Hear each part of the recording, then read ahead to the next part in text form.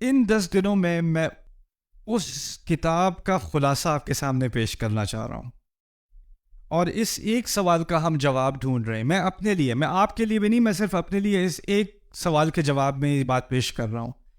میرے نزدیک قرآن انسان کا کلام ہو ہی نہیں سکتا. کیوں نہیں؟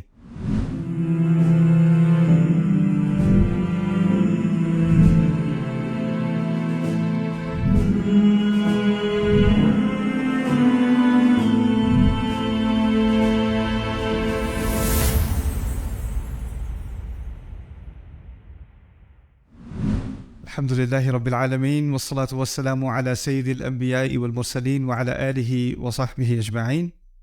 چلیں میں آپ سے اس کورس کے بارے میں کچھ باتیں کرتا ہوں. یہ کورس اصل میں اس کی شروعات ہوئی تھی جب میں کالج میں تھا، اور کالج میں نے ایک کورس لیا تھا کمپیریٹیو لٹریچر. اس میں فلسفے کی کچھ کتابیں، اس میں بائبل، اس میں یونائٹڈ اسٹیٹس کانسٹیٹیوشن، اور اس میں قرآن کا بھی کچھ حصہ ہمارے کورس اسٹڈی کا حصہ تھا. ہمارا پروفیسر تو لٹریچر کا پروفیسر تھا، اور سارا مٹیریل انگلش میں تھا.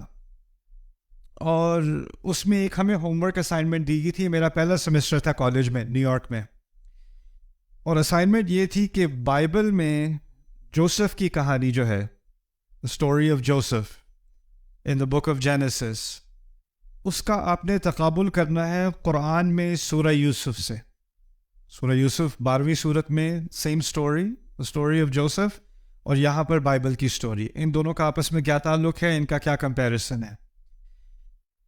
تو مجھے جب یہ اسائنمنٹ ملی، میں نے پہلی دفعہ سورہ یوسف ترجمے کے ساتھ پڑھی، انگلش ترجمے کے ساتھ، اور مجھے وہ بہت ہی کنفیوزنگ لگی. پہلے میں نے بائبل کی اسٹوری پڑھی تھی. اچھا، بائبل کی اسٹوری میں نام بھی ہے، ماں کا نام بھی ہے، باپ کا نام بھی ہے، بھائیوں کا نام بھی ہے، کہاں پر رہتے تھے، کون سے گاؤں میں رہتے تھے، مصر کیسے پہنچے، مصر میں کس علاقے پر پہنچے، وہ جو منسٹر تھا عزیز، اس کا کیا نام تھا، اس کی بیوی کا کیا نام تھا، ساری معلومات تھیں. آپ قرآن پڑھو تو نہ بھائیوں کا نام، نہ ماں کا تو ذکر بھی نہیں. اور پھر جو بائبل میں قصہ ہے اس میں جگہوں کے نام، یہاں پر جگہوں کا بھی کوئی ذکر نہیں، کوئی خاص نہیں، بس مصر کا ایک لفظ کہہ دیا ایک دفعہ بس. اب وہ مصر کا باقاعدہ منسٹر ہے، لیکن اس کو بھی العزیز، یعنی جس کے پاس اقتدار ہو، بس اتنی سی بات کیا کہ آگے بات چلتی. اس کی بیوی کا نام نہیں، کوئی بھی تفاصیل نہیں. تو لگا یہ کہ قرآن میں بہت ساری معلومات مسنگ ہیں. بائبل میں بہت زیادہ معلومات ہیں اور قرآن میں بہت ساری چیزیں مسنگ ہیں. اور اس بات سے مجھے ایک کنفیوژن بھی ہوئی اور غصہ بھی آیا کہ ایک انا ہوتی ہے نا، پیدائشی مسلمان ہیں، اور اب لگ یہ رہا ہے کہ بائبل جیت رہی ہے. مذہبی اعتبار سے بھی نہیں، لیکن ایک ہیریٹیج ہے ہماری. میں مسلمان ہوں، پیدائشی مسلمان ہوں، اور ہمیں قرآن پر فخر ہے. سمجھ آتا ہو نہ ہو، فخر ضرور ہے.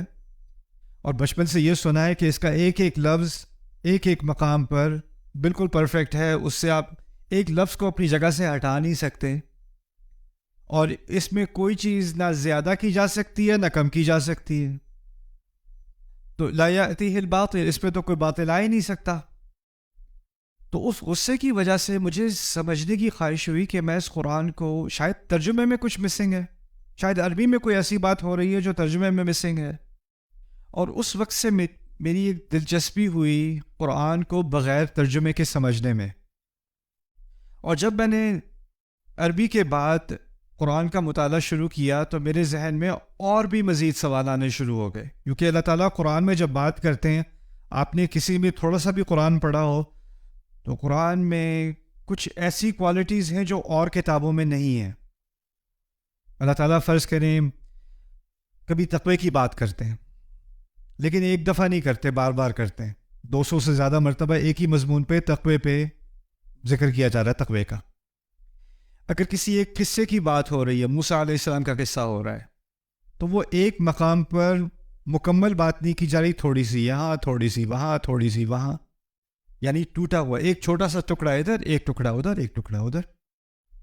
پھر دوسری بات، اگر قصہ دوبارہ دہرایا بھی جا رہا ہے تو اس کی تقریباً کچھ تفاصیل وہی ہیں جو پہلے بھی کہی جا چکی ہیں، تو دوبارہ کہنے کا کیا فائدہ. آپ کسی اور کتاب کو کھول لو، اس میں اگر کوئی پرانی بات یا چیپٹر 5 پہ آپ پہنچے ہو، 5ویں باب پہ پہنچے ہو، اور اس میں تیسرے باب کا کوئی حوالہ دینا ہوتا ہے، تو جو کاتب ہوتا ہے، آتھر ہوتا ہے، وہ کہہ دیتا ہے آپ فلانے پیج پہ چلے جائیں، اس بات کا وہاں ذکر ہو چکا ہے. وہ پوری بات دوبارہ نہیں چھاپے گا، وہ صفحے کو ضائع نہیں کرے گا، رائٹ؟ لیکن قرآن میں ایسی بات نہیں ہے. قرآن جب آپ کتاب کے طور پہ پڑھتے ہو تو جو بات آپ نے پہلے پڑھی تھی وہی بعد میں بھی آ رہی ہے. کبھی کبھی وہی جملہ، وہی آیت، وہی ذکر، لفظ پہ لفظ دوبارہ ریپیٹ ہو رہا ہے. پھر دوسری بات کہ عام کتاب میں ایک ترتیب ہوتی ہے، پہلا چیپٹر، دوسرا چیپٹر، تیسرا چیپٹر. جو بات آپ نے پہلے میں سیکھ لی وہ آپ نے دوسرے میں نہیں سیکھنی، اس کی بنیاد پر دوسرے کی بات ہوگی، پہلے 2 کی بنیاد پر تیسرے چیپٹر کی بات ہوگی. اور اسی طرح ترتیب سے جتنا آپ آگے جاؤ گے اتنا مضمون آگے بڑھتا چلا جائے گا. اور اگر آپ مضمونوں کی یا چیپٹرز کی، ابواب کی ترتیب کو ادھر ادھر کرو گے نا تو کتاب کی کوئی تک نہیں بنے گی، کچھ سمجھ نہیں آئے گی یہ کیا ہو رہا ہے. لیکن قرآن کے اندر اگر آپ فرض کریں کوئی سورۃ العصر پڑھتا ہے اور اس کے بعد جا کے سورۃ البقرہ پڑھتا ہے اور اس کے بعد جا کے سورۃ التوبہ پڑھتا ہے، 9ویں سورت، پھر جا کے سورۃ الناس پڑھتا ہے، آخری سورت، بات پھر بھی اس کو سمجھ آ جائے گی. یعنی وہ ایک طرح سے ان میں سے ہر ایک سورت انڈیپینڈنٹ ہے، وہ خود سے ہی ایک کتاب ہے، اس کا کسی باقی حصے سے لگتا ہے کہ کوئی تعلق ہے یا نہیں ہے، کچھ سمجھ نہیں آ رہی. بات اور کتابوں کی طرح نہیں ہے. میں دینی اعتبار سے بات نہیں کر رہا، ادبی اعتبار سے بات کر رہا ہوں. آپ کسی بھی کتاب کو دیکھ لیں، اس کا سٹرکچر، اس کا نظام قرآن کی طرح کا نہیں ہے، اس کا سٹائل قرآن کی طرح کا نہیں ہے. تو یہ چیزیں جب میں نے نوٹ کی عربی میں بھی، تو پہلے تو میں سمجھ رہا تھا بات کو اور تفسیر کا مطالعہ میں نے شروع کر دیا تھا، لیکن یہ سوالات میرے ذہن میں رہے کہ قرآن اس طرح کیوں ہے، اللہ تعالیٰ اس طرح بات کیوں کرتے ہیں، اس کا کیا مقصد ہے. اور پھر دوسری بات کہ سورت کے اندر بھی، ایک سورت کے اندر جس طرح کسی کتاب میں عنوان ہوتا ہے، چیپٹر کا عنوان ہوتا ہے، آپ کو پتہ چل جاتا ہے کہ اس پورے چیپٹر میں اس پر بات ہوگی. آپ آل عمران کو کھولیں، آل عمران کا مطلب ہے عمران کا گھرانہ. آل عمران کی 200 آیات کا آپ مطالعہ کریں، عمران کے گھرانے پہ بہت تھوڑی آیات ہیں، اکثریت کسی اور چیز کے بارے میں بات ہو رہی. سورۃ البقرہ کوئی چیپٹر کا نام پڑھ لے، بقرہ، وہ کیا سمجھے گا کیا بات ہونی ہے اس کے اندر؟ گائے کے بارے میں بات ہو رہی ہے، بھینس کے بارے میں بات ہونی ہے، اور کیا بات ہونی ہے. لیکن جب آپ پڑھتے ہو تو وہاں ایک قصے کا ذکر تو ہے، لیکن وہاں بہت ساری باتیں اور ہر طرح کی بات ہو رہی ہے اس کے اندر. تو ان سوالات کے جواب کی تلاش میں نکلا، اور ان کا جواب مجھے نہ ترجمے میں ملا. ان سوالات کا میں سوال اپنے پاس رکھے، میری بری عادت ہے، مجھے کوئی سوال سے نہیں روک سکتا. اور ہمارے سرکلز میں کیا ہوتا ہے، خاص کر جو دینی سرکل ہوتا ہے، اس میں اگر آپ کو ایسا سوال پوچھو جو آپ کے پڑھانے والے کو اچھا نہ لگے تو آپ کو کہہ دیتے ہیں استغفار کرو، توبہ کرو، یہ کوئی پوچھنے کا سوال ہے، اور وہ آپ کو سپریس کر دیتے ہیں. لیکن میری بس ایک دماغ میں ایک بات آ گئی، مجھے اس کا جواب چاہیے. تو میں اس سفر پہ نکلا، کیا کچھ لوگوں نے ہماری تاریخ میں یہی سوال پوچھے ہیں کہ نہیں، اور ان سوالوں کے جواب کی تحقیق کی ہے کہ نہیں. اور مجھے دل کو بڑی خوشی ہوئی کہ اس پر بہت کام ہوا ہے، بہت زیادہ کام ہوا ہے، لیکن اس کی اکثریت عربی میں ہے، اس کام کی اکثریت، اور اس کا ایکسپوجر عربوں کو خود بھی کم ہے. یعنی عام عرب آج کا اس کو ان باتوں کا علم نہیں ہے، اور اس کے علاوہ جو باقی مسلمان ہیں، جو اکثریت ہے امت کی غیر العرب، ان کو تو بالکل بھی نہیں ہے. اور پھر دوسری بات یہ کہ یہ جو کتابیں ہیں جن میں ان باتوں کے بارے میں کچھ بات سکھائی گئی ہے، وہ ایسی علمی کتابیں ہیں، ایسی ٹیکنیکل کتابیں ہیں کہ اگر میں آپ کو ان کتابوں کا حوالہ دینا شروع کر دوں تو آپ کو پہلے ہی بات سمجھ نہیں آئے گی کہ وہ بات ہی اتنی پیچیدہ طریقے سے بات بیان کی جا رہی ہے. تو اس کورس، میں نے ایک کورس تیار کیا تھا 2005 میں ڈیوائن سپیچ کے نام سے. اس کا مقصد یہ تھا کہ تمام تحقیق ایک ویکینڈ میں کسی ایسے مسلمان کے سامنے میں پیش کروں جس کا عربی میں کوئی بیک گراؤنڈ نہیں ہے، اس کو بالکل عربی نہیں آتی، اس کو بالکل تفسیر کا کوئی علم نہیں ہے، لیکن اس نے قرآن کا ترجمہ کھولا اور پڑھنا شروع کیا، اس کو کنفیوژن ہوئی کہ یہ کیا ہو رہا ہے، اس کتاب کے اندر کیا ہو رہا ہے. اور میں اس کے سامنے یہ بات واضح کرنا چاہ رہا ہوں کہ میں اس تحقیق کے بعد اس نتیجے پر کیسے پہنچا کہ یہ ایک انسان کے لیے ممکن ہے ہی نہیں. یہ کلام انسان کے لیے ممکن نہیں ہے. اب جو شروع سے بچپن والا دعویٰ میں سنتا آ رہا ہوں نا کہ یہ قرآن انسان کے لیے اس قسم کا کلام کہنا ممکن نہیں ہے، اس کی بنیاد تھی کہ مجھ سے بڑوں نے کہا ہے، میرے والدین نے کہا ہے، امام مسجد نے کہا ہے، میں نے بار بار یہ بات خطبوں میں سنی ہے، میں نے مان لی. میرے پاس اس کی اپنی کوئی ذاتی دلیل نہیں تھی، کسی کی سنی ہوئی بات میں نے مان لی. لیکن اگر میں صرف اسی بنیاد پر اس کا اعتماد کروں کہ ہاں اس کی مقابلے میں کوئی چیز ہو ہی نہیں سکتی، اور اس کا مجھے کوئی فرسٹ ہینڈ یعنی براہ راست کوئی تجربہ نہیں ہے، کوئی علم نہیں ہے، تو پھر میں کسی اور پہ اعتماد کر کے اپنے ایمان کا سہارا لیے ہوئے ہوں. قرآن بار بار کہہ رہا ہے افلا تعقلون، سوچتے کیوں نہیں، سوچتے کیوں نہیں، سوچتے کیوں نہیں. اور ہم کہہ رہے ہیں کسی اور نے سوچ لیا وہ ہمارے لیے کافی ہے. تو اس سیمینار کا مقصد یہ ہے کہ وہ جو کورس میں نے کئی سال پہلے تیار کیا تھا، پھر اس کے بعد وہ ایک کتاب بھی بنی، الحمدللہ وہ یونیورسٹیز میں بھی پڑھائی جا رہی ہے، یہاں تک کہ نان مسلم یونیورسٹیز میں ییل میں بھی پڑھائی جا رہی ہے، قرآنک اسٹڈیز کے اندر ملیشیا میں بھی پڑھائی جا رہی ہے. ان 10 دنوں میں اس کتاب کا خلاصہ آپ کے سامنے پیش کرنا چاہ رہا ہوں، اور اس ایک سوال کا ہم جواب ڈھونڈ رہے ہیں. میں اپنے لیے، میں آپ کے لیے بھی نہیں، میں صرف اپنے لیے اس ایک سوال کے جواب میں یہ بات پیش کر رہا ہوں. میرے نزدیک قرآن انسان کا کلام ہو ہی نہیں سکتا. کیوں نہیں؟ اس کی کئی وجوہات ہیں، ان میں سے کچھ وجوہات کا ہم ابھی جائزہ لیں گے. تو جو قرآن، جس کو اس کورس کا نام میں نے رکھا ہے آخری معجزہ، آپ کو پتا ہوگا نا، تو یہ جو نام میں نے رکھا ہے نا، اس کے بارے میں ایک دو باتیں پہلے سمجھ لیں، پھر ہم اپنا کام آج کا شروع کرتے ہیں. ویسے ہم آج بیہائنڈ ہیں، میرا مقصد تھا آج فاتحہ کے بارے میں مکمل بات ہو جائے گی، مجھے نہیں لگتا کہ ہوگی، لیکن کوشش کریں گے انشاءاللہ. میں رش نہیں کروں گا، اگر زیادہ ٹائم چاہیے تو کل کر لیں گے، اگلے دن کر لیں گے انشاءاللہ، لیکن میں مٹیریل کو رش نہیں کرنا چاہ رہا. اب میں چاہتا ہوں کہ آرام سے ایک چیز کو آپ صحیح طرح سے سمجھیں، اس کے بارے میں سوال ہوں تو آپ کو سوال پوچھنے کا بھی موقع ملے. قرآن کے معجزے کے بارے میں ایک بات سمجھ لیں.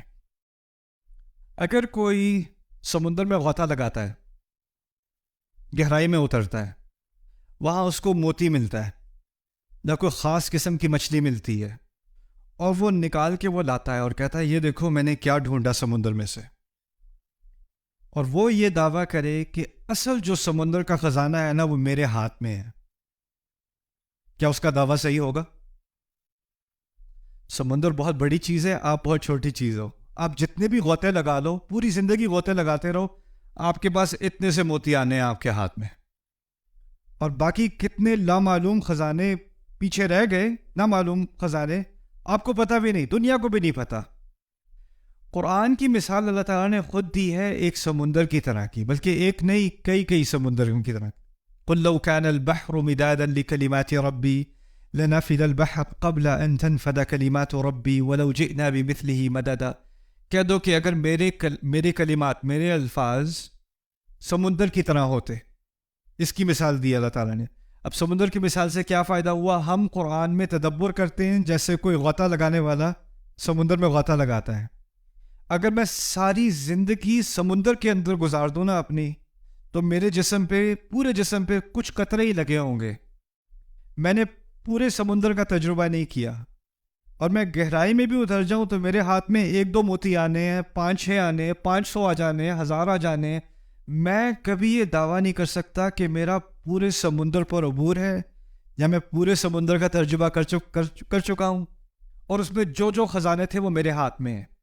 یہ بھی ہو سکتا ہے کہ کوئی اور غوطہ لگائے، اس کو کوئی اور خزانہ ملے اور مجھے کوئی اور ملے، اور میں کہوں اصل خزانہ یہ ہے، اور وہ کہے اصل خزانہ یہ ہے. کس کی بات صحیح ہے؟ ایک طرح سے دونوں کی بات صحیح ہے، لیکن دونوں کی بات غلط بھی ہے. ایک خزانہ یہ ہے اور ایک خزانہ یہ ہے. یہ بھی ہو سکتا ہے کہ وہ میرے خزانے کو دیکھے، میرے موتی کو دیکھے کہ یہ تو بس صحیح ہے، لیکن اصل چیز یہ ہے، میرے نزدیک بہتر خزانہ یہ والا ہے. یہ بھی ممکن ہے، یہ عین ممکن ہے. اس سیمینار میں جن چیزوں کے بارے میں قرآن کے متعلق جو باتیں آپ کے سامنے پیش کروں گا ان کا تعلق زیادہ تر 90% میرے نزدیک ایسی چیزوں سے ہے جو وقت کے ساتھ بدلیں گی نہیں. جیسے آپ کو معلوم ہوگا آج کل قرآن کے معجزے کی بارے میں جب بات ہوتی ہے تو کہا جاتا ہے قرآن میں جدید سائنس سے متعلق معجزات ہیں. آپ نے سنا ہوگا کہ قرآن میں ایسی باتیں ہیں جو اس وقت کسی کو معلوم نہیں تھیں، اب سائنس کی ترقی کی وجہ سے ہمیں معلوم ہے. تو قرآن کا اصل معجزہ کیا بتایا جاتا ہے؟ Science, right? The scientific miracle of the Quran. اب اس میں مسئلہ یہ ہے کہ سائنس ابھی بھی بدل رہی ہے، ابھی بھی ترقی کر رہی ہے، اور ہو سکتا ہے آج سے 10 سال بعد کوئی نئی ایجاد آئے یا کوئی نیا اکتشاف ہو، کوئی نئی ڈسکوری آئے اور جو تھیوری ہم سمجھتے تھے کہ صحیح ہے وہ غلط ثابت ہو جائے. ایک زمانے میں نیوٹن حق تھا، پھر آئنسٹائن حق ہوا. تھیوری تو بدل گئی نا. اب جب ایک دفعہ تھیوری بدل گئی، اب پرانی تھیوری سے آپ نے قرآن کو جوڑ دیا کہ قرآن کا معجزہ اس تھیوری کے ساتھ ہے، آگے جا کے وہ تھیوری غلط ثابت ہو گئی. مسئلہ تو کھڑا ہو گیا نا. یہ کیا ہوتا ہے کہ ہم قرآن کا معجزہ قرآن سے باہر ڈھونڈتے ہیں، ٹھیک ہے نا. تو قرآن کے 2 طرح کے معجزے ہیں. ایک قرآن جو باہر کی بات کر رہا ہے اس سے کبھی معجزہ ثابت ہو سکتا ہے، میں اس کا انکار نہیں کر سکتا، کرتا وہ ہو سکتا ہے. لیکن ایک قرآن کا معجزہ ہے اس کے اندر ہی، اس کو باہر جانے کی ضرورت نہیں، اس کے اندر ہی ہے. اور جو اس کا اندرونی معجزہ ہے نا، وہ چاہے پہلی صدی میں ہو یا 20ویں صدی میں ہو یا 30ویں صدی میں ہو، اس میں کوئی فرق ہی نہیں آنا. میرے نزدیک قرآن کا جو اصل معجزہ ہے نا وہ اس کے اندر ہے، اور اس کے باہر جو معجزات ہیں وہ آتے رہیں گے اور شاید ان میں کوئی حق ہو، شاید بعد میں کوئی بات غلط ثابت ہو جائے، ہو سکتا ہے اس میں امکان ہے غلطی کا. لیکن جو اندرونی معجزہ ہے نا اس میں کوئی غلطی کا امکان نہیں ہے. بات ابھی تک سمجھ میں آ رہی ہے؟ ٹھیک ہے. اب تھوڑی سی بات ہم آج اس پہلے سیشن میں آپ سے فاتحہ کے بارے میں کچھ بات کروں گا. اس سیشن میں صرف الحمدللہ تک، اگر ممکن ہوا صرف الحمدللہ تک بات کریں گے، باقی بعد میں. پہلی بات یہ سمجھ لیں کہ ہمارے ہاں فاتحہ کے بارے میں اختلاف ہے کہ اس کی پہلی آیت یا تو بسم اللہ الرحمن الرحیم ہے یا الحمدللہ ہے. اور آپ دیکھیں گے کہ اگر مختلف ممالک میں آپ سفر کرتے ہیں تو کچھ مذاہب میں، کچھ فقہا کے نزدیک کیونکہ بسم اللہ فاتحہ کا حصہ ہے، تو آپ کسی مسجد میں جا کے مغرب کی نماز میں شرکت کرو گے تو امام اللہ اکبر کہنے کے بعد الحمدللہ سے شروع نہیں کرے گا. کہاں سے شروع کرے گا؟ بسم اللہ الرحمن الرحیم الحمدللہ رب العالمین. اور ہمارے دیسیوں کو لگے گا یہ کیا ہو رہا ہے یار، بسم اللہ زور سے کیونکہ ان کے ہاں بسم اللہ فاتحہ کا حصہ ہے. اور یہ اختلاف ہمارے مفسرون میں بھی تھا، کیا بسم اللہ فاتحہ کا حصہ ہے. پھر ایک اور اختلاف تھا، کیا بسم اللہ ہر سورت کا حصہ ہے یا ہر سورت سے الگ ہے. اس بحث میں بہت دیر لگ جائے گی، اور اگر ہم نے بسم اللہ پر آج بات کی تو اسی میں 2-3 گھنٹے لگ جائیں گے. لیکن میں اپنی رائے آپ کے سامنے رکھ رہا ہوں کھول کے. میرے نزدیک زیادہ قوی دلیل یہ ہے کہ بسم اللہ فاتحہ کا حصہ نہیں ہے، اور اس کی تائید میں کچھ دلیل قرآن کے اندر بھی ہے اور اس کے باہر بھی. ایک مشہور حدیث ہے جس میں حدیث قدسی ہے، جو عام طور پر اس سورت کی تفسیر میں حوالہ اس کا دیا جاتا ہے کہ جب اللہ کا بندہ فاتحہ پڑھتا ہے تو ایک ایک آیت کے بعد اللہ تعالیٰ اس کا جواب دیتا ہے. ٹھیک ہے. سو اذ قال العبد الحمدللہ حمیدنی ربی، جواب میں اللہ تعالیٰ کہتے ہیں میرے رب نے میری حمد کی. تو اس حدیث میں جو پہلی آیت کا ذکر ہے وہ کیا ہے؟ الحمدللہ. بسم اللہ نہیں ہے، الحمدللہ ہے. تو وہاں سے بھی ایک باریک سی دلیل مل گئی کہ شاید قوی دلیل یہی ہے کہ فاتحہ کہاں سے شروع ہوتی ہے؟ الحمدللہ سے. اچھا چلیں الحمدللہ پہ آج تھوڑی سی بات کرتے ہیں. حمد کا مطلب کیا ہے؟ کسی کو پتہ ہے؟ آپ لوگوں سے پوچھ رہا ہوں، کوئی ہاتھ اٹھانے کی ضرورت نہیں ہے. ڈیموکریسی. 2 چیزیں عام طور پہ ہم ترجمہ کرتے ہیں تعریف، لیکن اصل میں 2 چیزیں ہیں. تعریف، آپ صحیح کہہ رہے ہو، تعریف اور شکر 2 چیزیں ہیں. اچھا، عربی میں تعریف کے لیے لفظ ہے مدح. مدح اردو میں مدح کرنا، مدح. اور ثنا، اس کو بھی ہم ثنا اردو میں بھی استعمال کرتے ہیں. اور شکر کے لیے لفظ ہے شکر. اگر کہا جاتا الشکر للہ تو کیا چیز رہ جاتی؟ شکر آ جاتا، تعریف رہ جاتی. اگر کہا جاتا المدح للہ، الثناء للہ، اللہ کے لیے ثنا ہے، اللہ کے لیے تعریف ہے، اللہ کے لیے مدح ہے، کیا رہ جاتا؟ شکر رہ جاتا. لیکن اب ان دونوں کا فرق بھی تھوڑا سا سمجھ لیں، پھر آگے بات کرتے ہیں. دیکھیں، اگر آپ نے کسی کا خوبصورت گھر دیکھا چلتے چلتے، آپ کے بڑا خوبصورت گھر ہے، آپ نے شکر کیا، تعریف کی ہے؟ تعریف کی ہے. پاکستان کرکٹ ٹیم نے کوئی بہت اچھا میچ کھیلا ہو، انا للہ و انا الیہ راجعون، آپ اس میں تو شکر اور تعریف دونوں کرتے ہیں. خیر، کوئی اچھی گاڑی دیکھی، انسان تعریف کرتا ہے. کوئی پیارا سا بچہ دیکھا، انسان تعریف کرتا ہے. کوئی اچھے کپڑے دیکھے، اچھا کھانا کھایا، تعریف کرتا ہے. کوئی خوبصورت منظر دیکھا، کوئی پہاڑ دیکھا، تعریف کرتا ہے. لیکن شکر اور جگہ ہوتا ہے، اور جس چیز کی آپ تعریف کرتے ہیں لازمی نہیں کہ اس کا آپ شکر کریں. اگر آپ ایک بچے کی، کیوٹ سے بچے کی تعریف کر رہے ہیں تو آپ بچے کا شکریہ ادا نہیں کرتے، کوئی سینس نہیں بنتی. کوئی خوبصورت گاڑی ہے تو اس کی گاڑی کے پاس آ کے آپ گاڑی پہ ہاتھ رکھ کے اس کا شکریہ ادا نہیں کرتے، تعریف ضرور کر دیتے ہیں، بڑے مزے کی گاڑی، لیکن آپ اس کا شکر ادا نہیں کرو گے، شکر کی کوئی تک نہیں بنتی. اسی طرح اس کا متضاد بھی صحیح ہے. کبھی کبھی ایسا ہوتا ہے کہ آپ کسی کا شکر ادا کرتے ہیں لیکن وہ تعریف کے لائق نہیں ہوتا. ایسا بھی ہو سکتا ہے. ابراہیم علیہ السلام کو وہی دین سکھایا گیا جو ہمیں سکھایا گیا. ہمیں کیا دین سکھایا گیا؟ انشکر لی ولی والدیک، اپنے رب کا شکر کرو اور دونوں والدین کا شکر کرو. شکر کی بات کی ہے نا، تو جو حکم ہم پر ہے وہی ابراہیم علیہ السلام پر ہے. اب ابراہیم علیہ السلام کے والد محترم شکر کے تو مستحق ہیں، والد ہے، لیکن تعریف کے مستحق ہے کہ نہیں؟ نہ. فرعون نے موسیٰ علیہ السلام کی پرورش کی محل کے اندر، اور بعد میں اپنا احسان بھی جتلایا. جب موسیٰ علیہ السلام واپس آئے تھے، کہا تھا الم نربک فینا ولیدا ولبثت فینا من عمرک سنین، تمہیں اتنے عرصے ہم نے تربیت یہاں نہیں دی، کتنے سال تم نے ہمارے یہاں نہیں گزارے، کبھی تم سے کرایہ لیا تھا، کبھی تم سے کوئی معاوضہ لیا تھا؟ احسان جتلانے والی بات ہے نا. اور آگے سے موسیٰ علیہ السلام نے بھی جواب میں کہہ دیا تھا وَتِلْكَ نِعْمَةٌ تَمُنُّهَا عَلَيَّ، یہی تو میرا ایک، یہ آپ کا ایک مجھ پر احسان ہے جو آپ نے مجھ پہ کیا. یعنی انہوں نے اس بات کا شکر کیا. یہ شکر کے الفاظ ہیں نا، آپ نے مجھ پر احسان کیا. یعنی موسیٰ علیہ السلام نے فرعون تک کا شکر تو کیا ہے، لیکن کبھی کیا نہیں کریں گے؟ تعریف کا تو وہ مستحق نہیں ہے، شکر کا پھر بھی مستحق ہے. بات میں یہ کہنا چاہ رہا ہوں کہ عام طور پر یہ دونوں چیزیں الگ الگ ہوتی ہیں. شکر کہیں اور جاتا ہے، تعریف کہیں اور جاتی ہے. ان دونوں کو اکٹھا نہیں کیا جا سکتا عام طور پہ.